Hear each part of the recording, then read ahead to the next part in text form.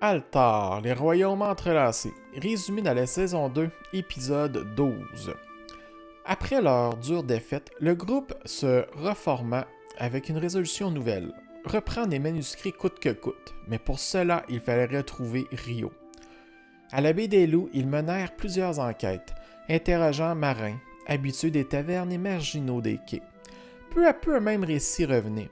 Plusieurs personnes à l'allure plus intellectuelle avaient été enlevées par une créature bestiale et ténébreuse. La description physique ne laissait aucun doute. C'était bien Rio. Pourtant, ce comportement intriguait les aventuriers. Pourquoi enlever des érudits? Avaient-ils seulement la capacité de lire les manuscrits qu'ils convoitaient?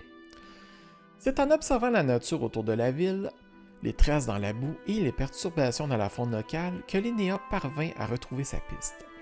Ils avancèrent prudemment sur ce territoire piégé de fond en comble. Rio avait pensé à tout. Fosses dissimulées, collets, mécanismes rudimentaires mais meurtriers. Heureusement, l'œil averti de la dernière garde et leur expérience en milieu hostile leur permirent de les repérer et de les éviter.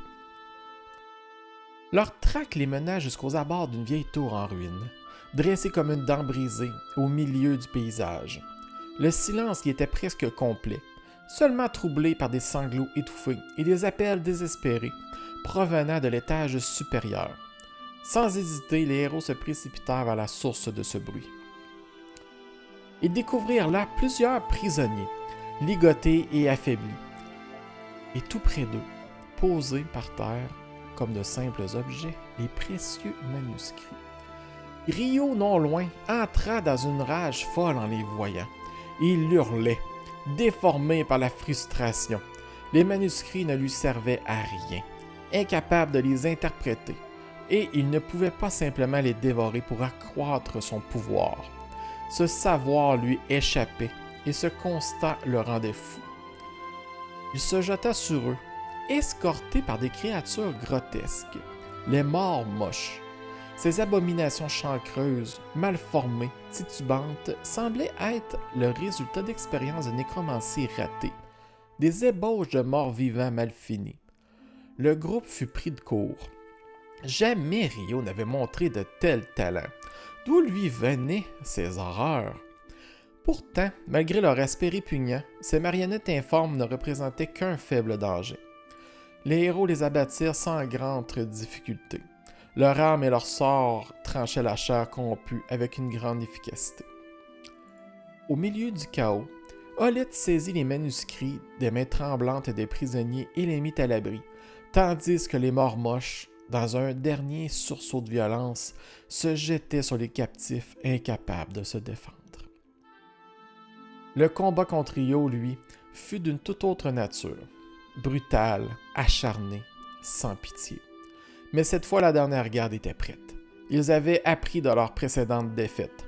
Par une combinaison habile de sortilèges, de manœuvres tactiques et de techniques martiales, ils isolèrent Rio, brisèrent ses défenses, puis abattirent le chasseur corrompu.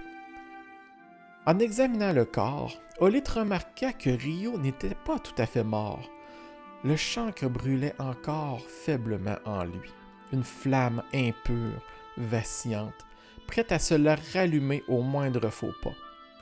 Il fut décidé d'ériger un grand bûcher pour purifier les dépouilles, celles de Rio comme celles des morts moches.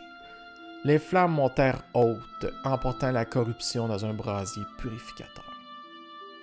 Wick, toutefois, ne put s'empêcher de prélever une phalange sur la main de Rio, malgré des regards sévères de ses compagnons. Un souvenir, disait-il. Un reste de puissance, murmuraient peut-être d'autres voix. Sur le chemin du retour, alors qu'il pensait en avoir fini, les corps des prisonniers, affaiblis mais vivants, se mirent soudain à tressaillir. Quelque chose en leur chair avait été contaminé.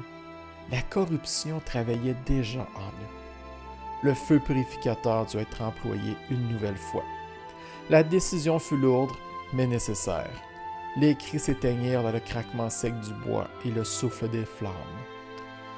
Finalement, le groupe quitta la baie des Loups pour se rendre à Armel.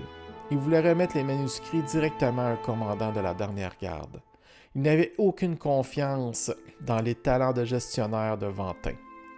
Les manuscrits sont désormais entre de bonnes mains, dit-on. Mais ce savoir est un poison patient. Et certaines vérités, une fois lues, refusent obstinément de retourner au silence.